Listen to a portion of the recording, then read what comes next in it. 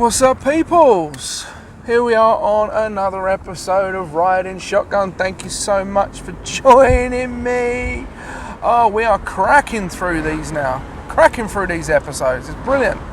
So yeah, standard, like, subscribe, hit that notification bell. I want to thank all of the subscribers that I have already for tuning in, listening, watching, all that kind of thing. Head over to Patreon, get all of the back issues, including the ones that you don't see on YouTube and Spotify and all that kind of thing, for just 10p a day.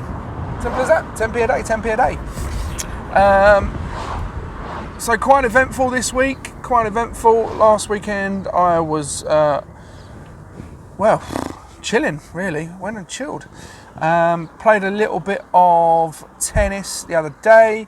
Thought, well, how could my ankles hold up doing a sport that is different to football? And turns out, all right, not bad at all. And the thing is when I was playing tennis, no, it wasn't inspired by Wimbledon at all. And we'll talk about that in a minute. Now, talking about tennis and things like that, I didn't realise, I thought I was absolutely trash. I've got to be honest with you. I thought I was horrific. And I did think that I wouldn't be able to hit the ball or run or move or twist or turn or anything like that. But turns out, I'm not bad. I can get that ball over the net. And I was quite happy with that, to be honest. Quite happy with all of my performance on that. The fact that I was able to get the ball over the net. And I tried to remember some of the lessons that I had from a guy called Tom back when I was working in my David Lloyd days. And he said about coming over the ball to get it over the net and things like that. And I kept doing that, and I was playing some really good shots and like some lob shots and things like that. Felt fantastic, loved it. I'll definitely play some more tennis, no question. However, coming on to Wimbledon, I did see the final. Number 1 seed versus number 2 seed. Now, Djokovic, formidable, unbelievable player. Can't doubt that at all. Absolutely unbelievable. But I tell you what, that 20-year-old, masterclass. You can tell why he's number 1. But at 20 years old, to be number 1 in the world, playing shots like that, he played some shots that how did he even do that? How? There was some shots that he was playing at, like the audacity to even play them. Just zero fear and zero amounts of shits given. Like, you're Djokovic, and what? I'm going to murder you. And he did. He ran him. Like, there were some shots there, you're just thinking, my God. And apparently, Djokovic starts losing his balance when he gets tired. And towards the end of the game, he started falling over a lot. I was like, wow, he really does. And he did start falling over. But the fact of the matter is even though he fell over 2 or 3 times, he was still back up and across the other side of the court before the ball would even come back to him. Now that's fitness. That's definitely an ability to get up and go. That's just wonderful stuff, that is. The fact that he falls over and collapses, gets up, moves and hits the ball back and wins the point. It's mental. Now, I've never really been a fond lover of tennis. I've never really sort of followed it religiously or anything like that. I've never even really sort of played it on a regular basis, apart from maybe like being at work and stuff. And I really enjoyed playing the other day. Really enjoyed playing. The sun was shining, it was warm, I was out of the house playing tennis. Yeah, just a really good afternoon. But I saw a thing the other day, right, of how to make the best dirty burger ever. And let's face it, who doesn't like a dirty burger? Love a dirty burger. So, made this dirty burger, right, and there was double cream, there was cheese, There was lettuce. I made up my own little kind of sauce, and I made all the patties as well. So I got like the meat and all the necessary accoutrement to make a patty. Made a burger, fried it off, slung it with the dirty cheese, made up the burger. Oh, I felt like I was going to die afterwards. I had 2 of these things. Oh, was not good. Was not good. And I thought, how times have changed. Like a few years ago, I definitely would have had 2 of those burgers and chips. No question. And smashed a lot and been like, yeah, I could go for dessert now.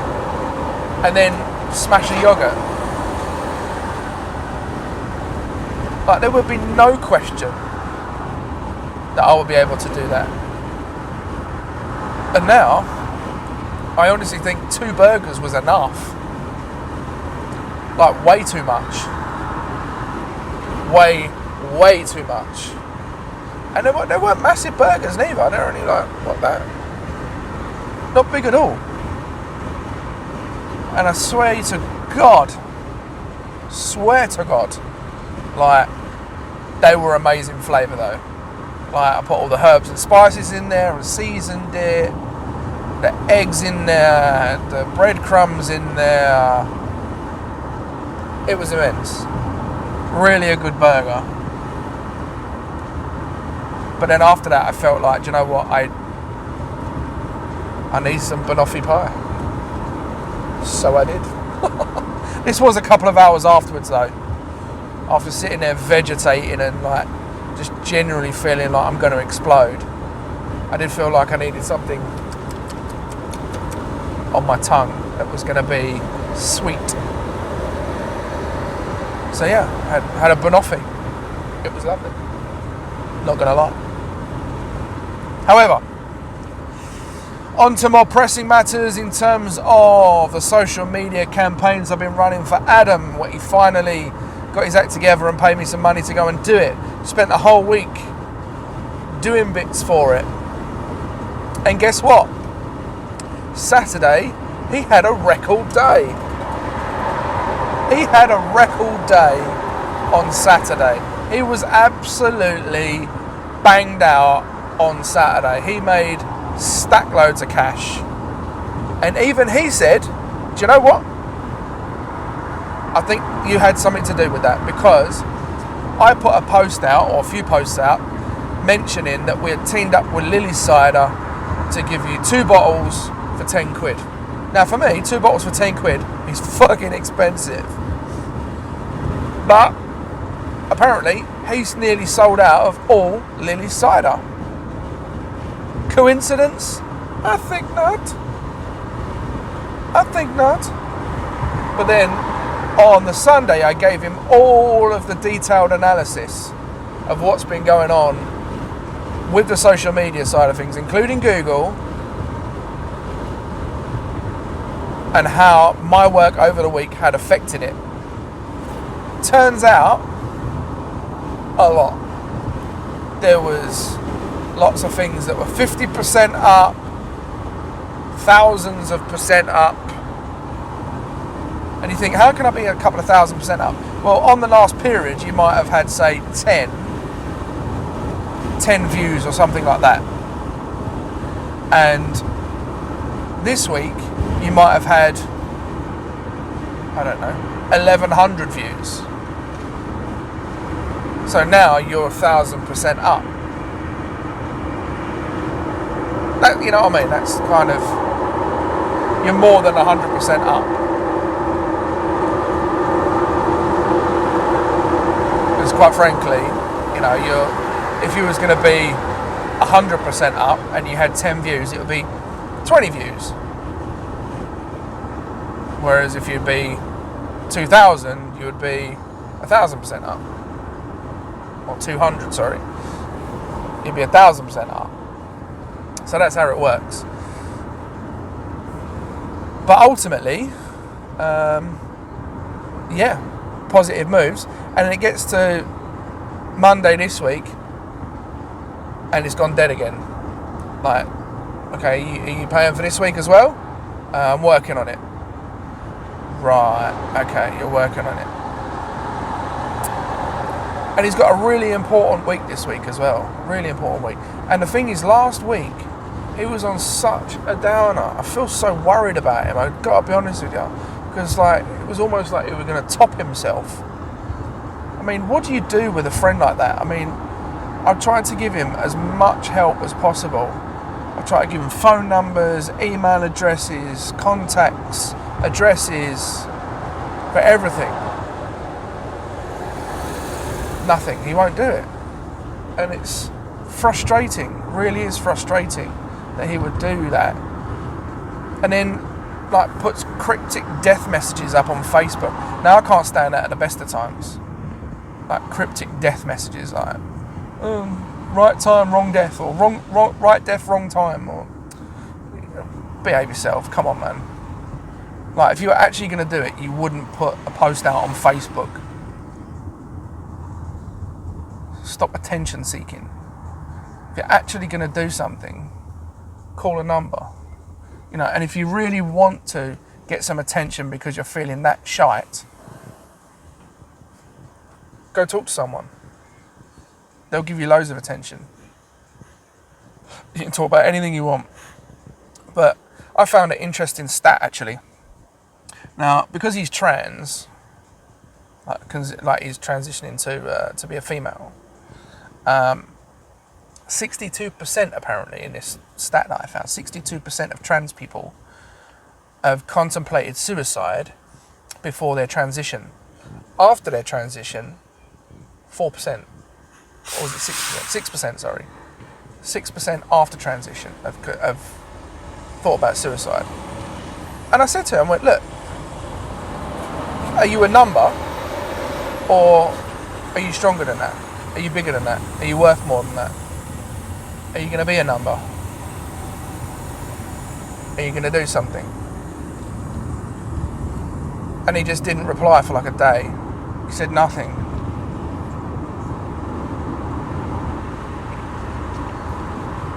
I mean, I think he knows where my heart is at. However, I am rather disturbed to find the fact that a couple of years ago he was talking to my ex-boss in Spain and said everything he loved about Spain, everything he loved about the bar, apart from me and the other boss.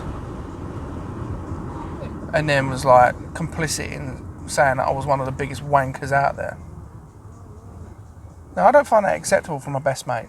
I don't find that acceptable at all. And I've not confronted him about this either, because she showed me the messages. And I'd forgotten all about it, to be fair. But she screenshotted it and showed me. And I don't find it acceptable that I was like that. Yes, I was a bit arrogant. Yes, I was a little bit out there. And that's fine. I admit that. But that's what I needed to be to survive. That's what I needed to be to get myself over the line to paying that rent every month. I needed to be that person. Because inside, I wasn't very confident at all. But I needed to be confident. But apparently, everything about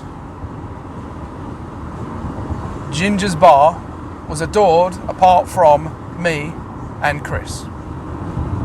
Biggest wankers out there, apparently. Not acceptable. And I tell you what, if he ever watches this, he's going to sit there and start him feeling hot and go, don't you talk about it, don't you talk about it. Cycle back to 2016, my friend. 2016. And have a conversation with Maxine on your Facebook. I've seen the messages. I saw the screenshots. Don't you worry, sunshine. It's all in the back locker. It's all there. So, that is end of part 1. It's going to be a short one today, I feel. I've got some shopping to do. End of part 1. Come back in part 2. and I'll explain a little bit more about what's going on. But also, I want to ask some seriously delectable questions that maybe none of you is going to answer. So yeah, don't forget to like, subscribe, and hit that notification bell also. And I'll see you in part 2 for moi. Fucking kid getting scolded. Who'd have kids? Not me! No one's stupid enough to have kids with me anyway. Anyway, part 2. I'll see you soon. Aloha. Welcome back to part 2, my friends. Part 2. And I've just had to get some petrol, and it started raining again. It was nice for a minute. And now it's bloody raining again. Not fair. Not fair at all. I don't like rain. Terrible. Terrible. Anyway, thanks for joining us for part 2. Remember to like, subscribe, and hit that notification bell. Head over Patreon. Get all of the unseen episodes you won't get elsewhere for just 10p per day.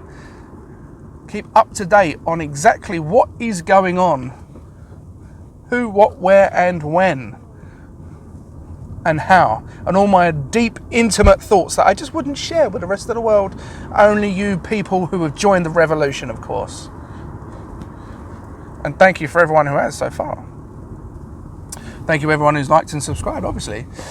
So I was just in Costco there, and Costco, after sort of the craziness of the petrol prices and all that kind of thing went on, they were about equilibrium on everyone else's prices because they didn't drop them all that quickly.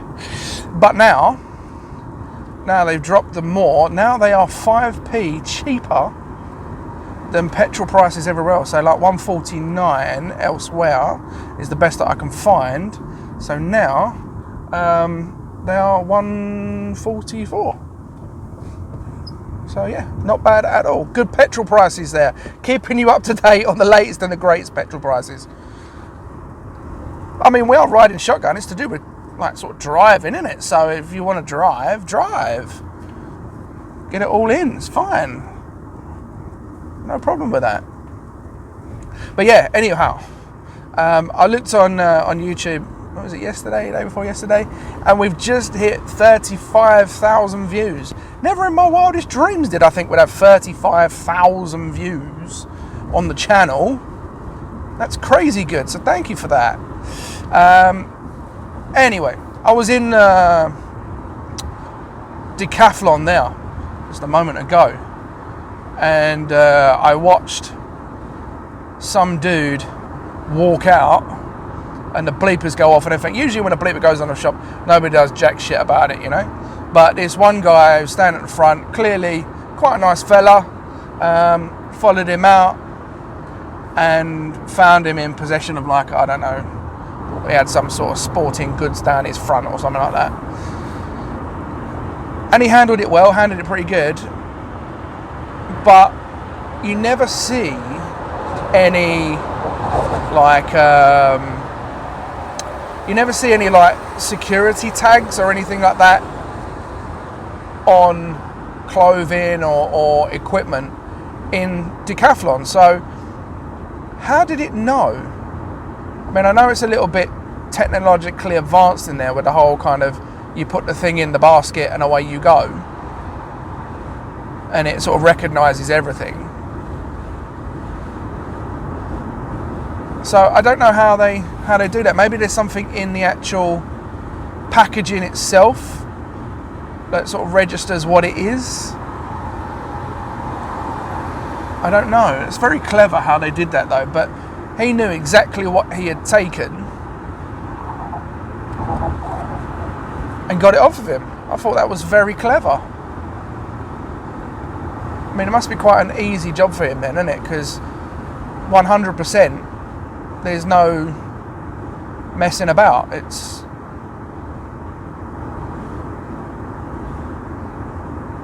He's definitely nicked something. So all he's got to do is approach and say, look, give me the stuff.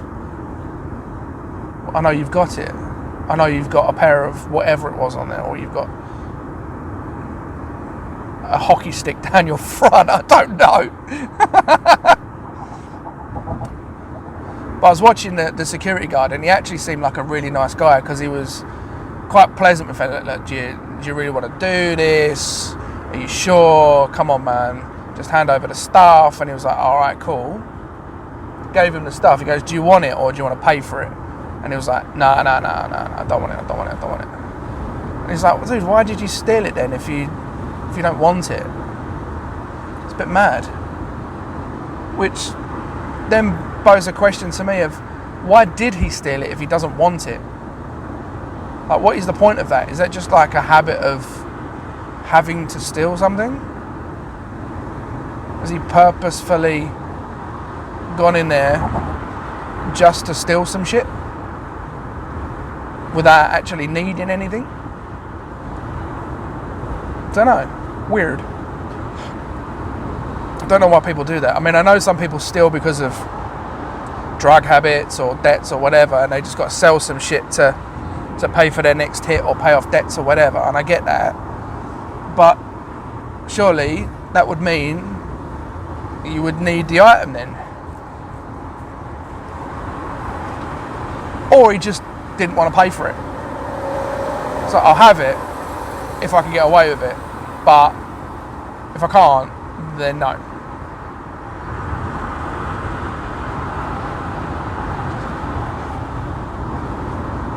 I don't know. Mad one, that one. So yeah, that was a bit of a highlight of just standing in the car park waiting to get into the car, watching some dude get frisked for sports items that he'd nicked. Quite funny. So yeah, anyway, we've got committee meeting tonight for football, and as I am the treasurer, I've got to be there. But we've had a bit of grief. So a few people have left, a few people have got injured. It's not been great in terms of getting on well recently. We've not really been a team. It's not been the best, I've got to be honest. And there's sort of ground rules that we've got to hash out and negotiate to make sure that these sort of situations don't come about again. And I'm hoping tonight doesn't come as an arse ache and a bit of an argument. I don't want an argument. I want people to actually put their point across, but listen to other people's appointments. Listen to other people's opinions, not just be belligerent and go, no, that's what I want. I'm not listening to you. That's what I want. That's what I want. You got to hear the opinions of it, and then if it doesn't go your way, not get the arse ache because of it. Because that's what a committee is for. They're there to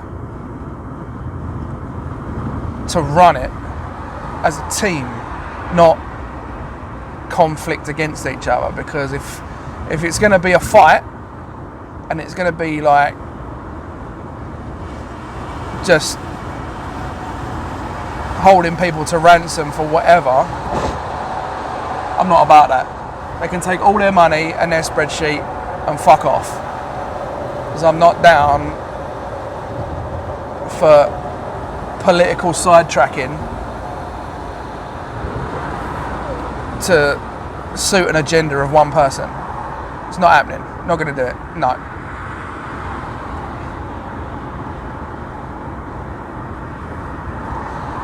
So that's tonight at 6:45. So I've got to be in the pub for that one. Fucking a pub again.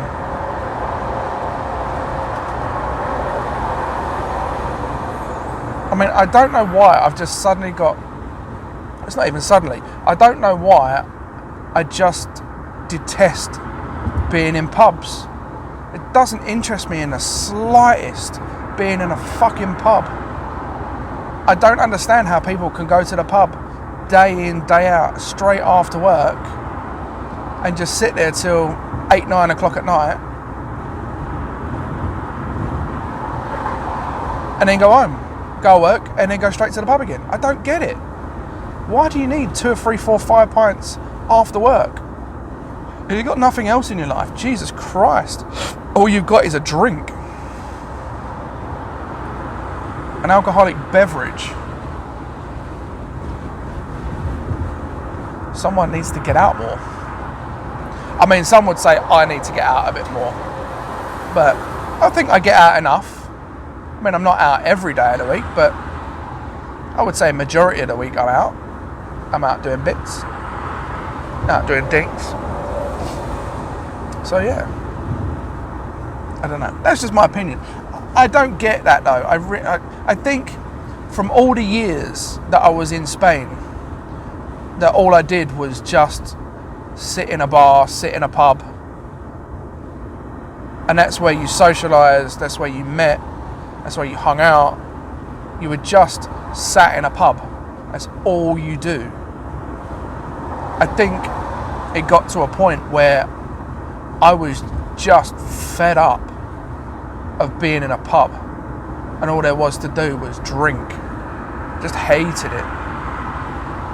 I mean, don't get me wrong, I like the party and I like to go out and I like to have a laugh and all that kind of thing, but I remember distinctly a point in my time in Spain where I just was sitting there with like a lemonade or something.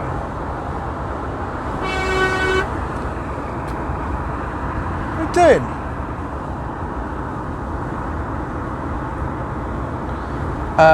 I was sitting there with a lemonade or something, and even then I was like, I just don't want to drink it. This is bullshit. I'm bored. Like, and everybody else is having like beers and shots and things like that. I'm like, shit, guy, it's 1 PM and you're on the shots. Like, I can't be bothered with that shit. I just could not be bothered to put another alcoholic beverage in my body. It's like I just had enough. I'd had enough of drinking and sitting in a pub. Actually, no, it wasn't even enough of drinking. It was just sitting in a pub. I got bored, and that's when I knew it was time to go. Time to go home. Time to finish up this adventure and start something new. Because I just weren't on it. I mean, come nightime's a bit different. Nighttime I was like, yeah, let's go out, let's have a laugh, let's do this, let's do that. But even then, I was usually working, so it wasn't me drinking. That was me working and DJing and doing bits.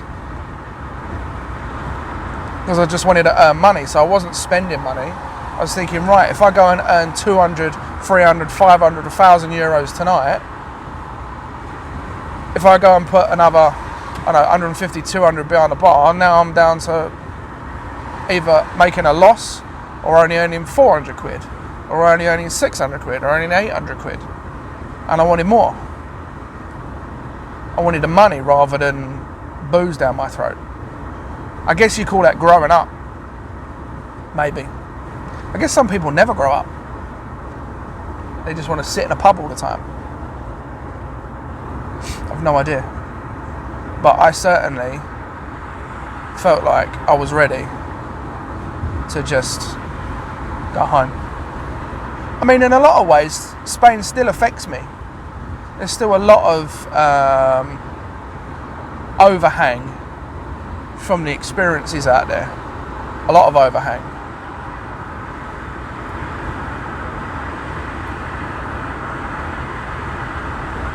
And I don't know whether you would call it emotional baggage.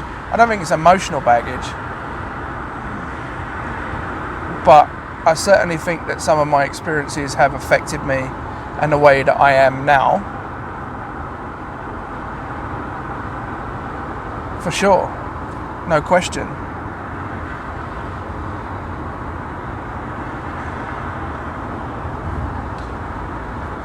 And I do think there's certain experiences that have left scars on me.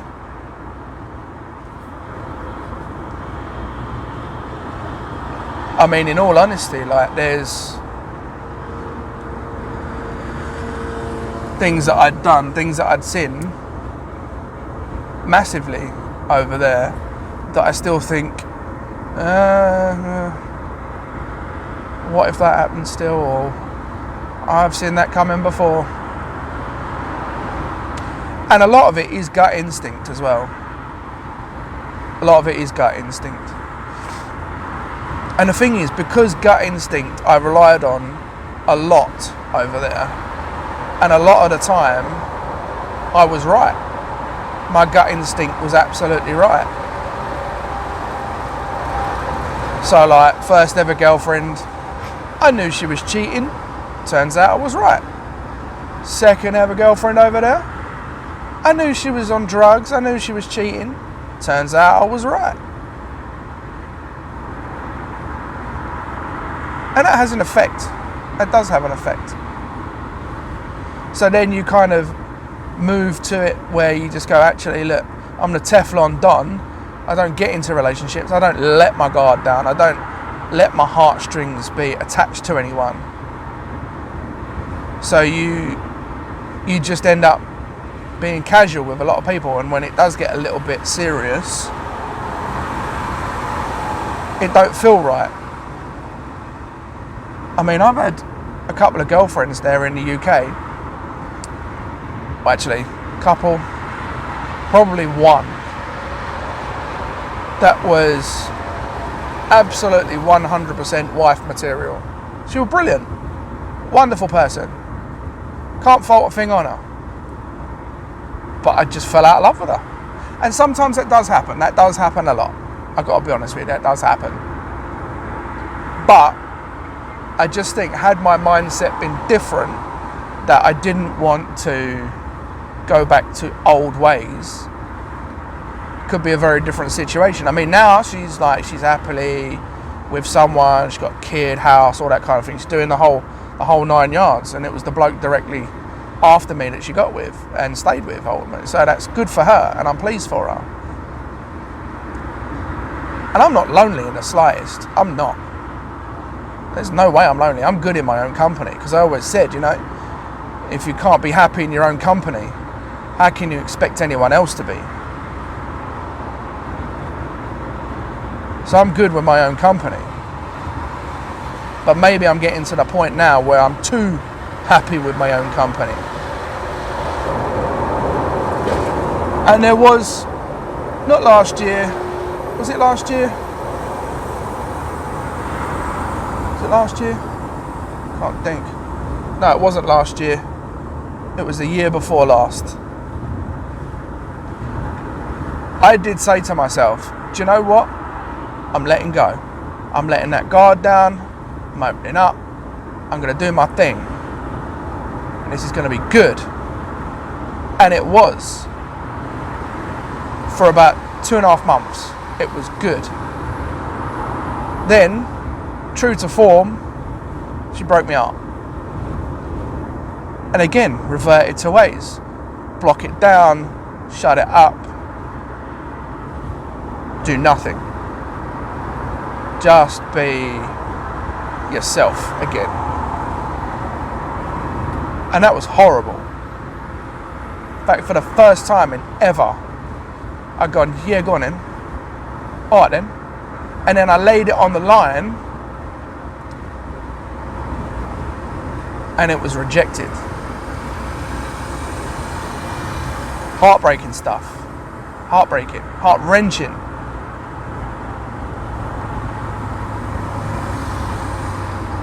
And, you know, I'd liked this girl for years. You know, I met her a long time ago. A long time ago. And I tried to date her once, and it was just a terrible date. Terrible date. So I thought, right, well, that's that gone then. I tried. And then years later, after always sort of randomly keeping in touch, blah, blah, blah, the opportunity arose. They're like, oh, do you want to come over? We'll have some dinner, we'll do this or that, rah, rah. And it went from there, and we ended up going away, we ended up spending a lot of time together, we did the whole couple thing, but when it came to actually being a couple, she didn't want to know.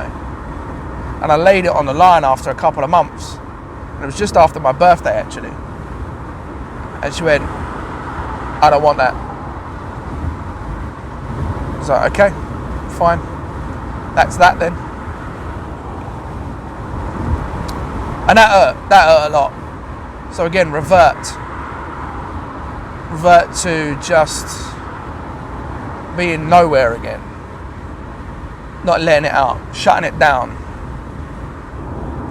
being myself and by myself, because no one can hurt me while I'm by myself, right?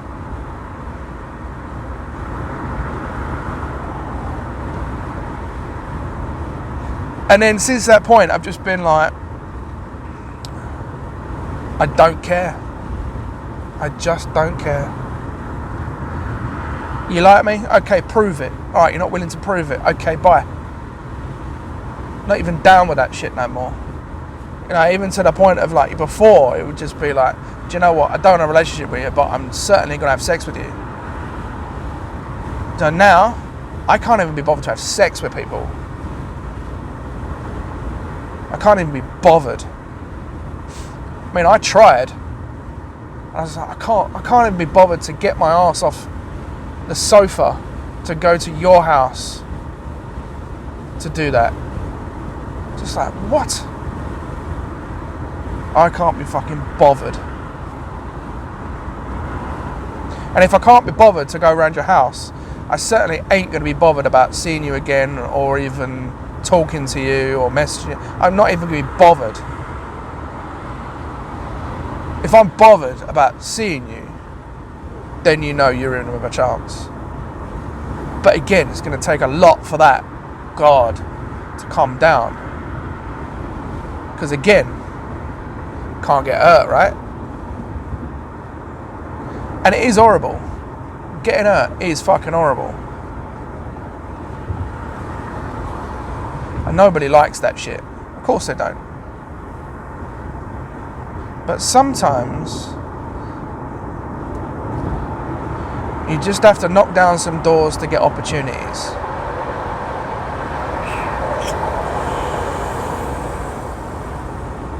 It just depends what doors you want to knock down.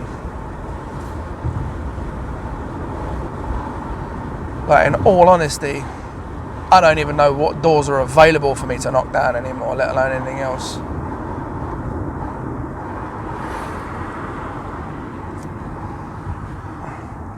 So we shall see. We shall see. At the moment, I can't see there's much. But if there is, cool.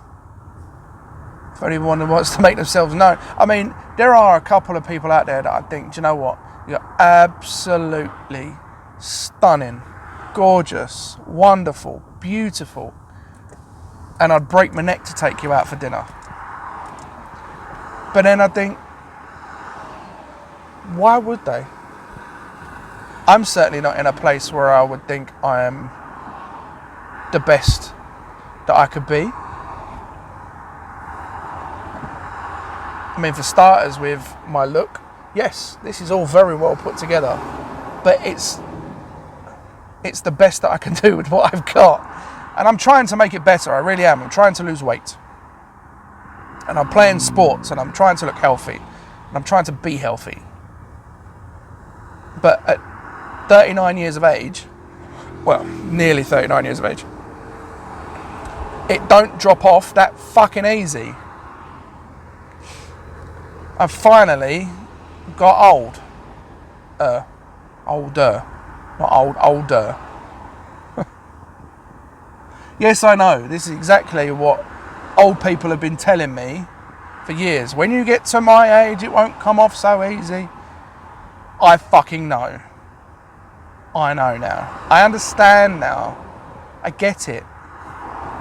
Still don't mean I'm happy about it though, does it? Fucking stupid. But maybe I should take some time to go to the gym more. I mean, I do play a lot of sports, so I don't want to go over and above board. But on them weeks where I'm not playing much football, like last week, I only played on Friday. On them weeks, maybe I could go to the gym 2 or 3 times, and that would be supplementary and keep that up, keep that emphasis up. But it seems as though my social life isn't allowing me to eat as clean as what I should be. I should be eating cleaner, but it's like days where you just go, oh dear, I need to eat this now because I'm going out for dinner, or someone's cooked me dinner, or I'm cooking dinner, or, you know what I mean? Your social life is a bit more complex than go, hey, I'm going to eat clean, and that's what you got, kind of thing.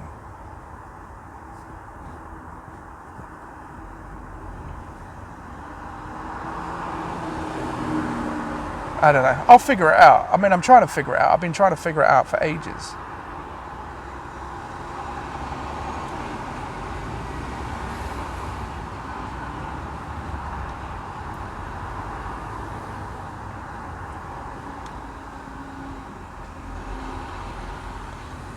I hate this guy. He's literally so far up my arse. How does my boot taste, dickhead? Yeah, what is that with lorry drivers and van drivers? Why do they want to get so close to the back of your vehicle? What is that all about? Come on, lorry drivers, van drivers. Tell me why lorry drivers and van drivers need to get so close to the back end of your vehicle when you're stopped at a traffic light or whatever. They are so close, like inches away. Why is that? Why is that a thing? Is it like an intimidation thing?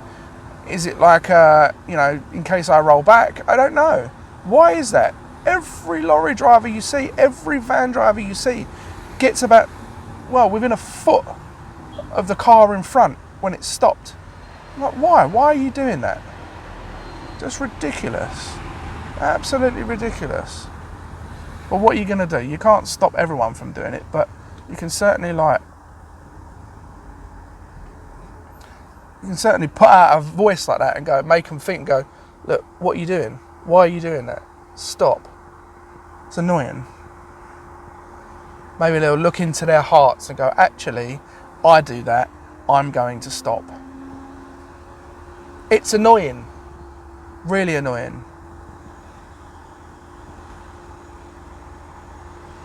But hey ho, what are you going to do? There's a little bit of traffic here today and I'm not entirely sure I'm happy about it.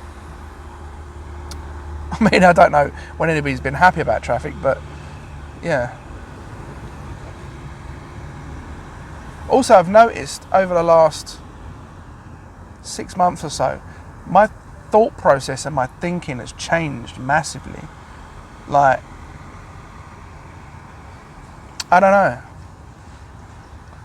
I can't really explain it. It's like when, I don't know whether you're calming down or what. I haven't got a clue. But it's like, yeah, it's just weird. My thought process has changed. Like, I will think something in my head. Like, say, I'm in traffic, but I am going to be 20 minutes early. I'm sitting there thinking before, going, oh my God, traffic, fuck's sake, let's go. Now I'm going, a little bit of traffic probably make me more on time, actually. You know, my brain just works differently. I started to think a little bit more like, doesn't really matter. It's okay. I don't know whether that's calming down or what. Or you just don't give a fuck no more. I think that's probably don't give a fuck. No shit's given. No fuck's given. I do swear quite a lot though. Sorry about that. I mean, they do say empty vessels make the most noise, but I don't have empty vessels, you see.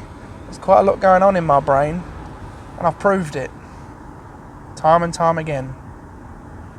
Time and time again. And creatively too. In fact, someone said to me the other day, they admire how creative I am. Really? That's lovely. Thank you so much. It did give me a little bit of a buzz, I've got to be honest with you, when someone said they admire how creative I am. So are you not creative at all then? I think you probably are. Just, you admire how creative I am. I think that's nice. I mean, to be honest with you, like, that same person, I admired their fitness levels. Their fitness levels were brilliant. You know, the fact that they, hardly had a body fat on them at all was quite impressive. But what are you going to do? What are you going to do? I mean, I wish I had... I think my body fat is about 30%, something like that. I think it's about 30% body fat that I've got right now. But that's all done on BMI, so I think that's a load of horse shit. I really need to work out body fat percentage properly. Like, via weight, height, and then have one of those machines that sends the electrical signals around your body. It's quite clever how that works, you know. So, like, you got hold of the thing like that, and it sends electrical signals around your body, and it, like, measures the resistance of the electricity signals that it gets.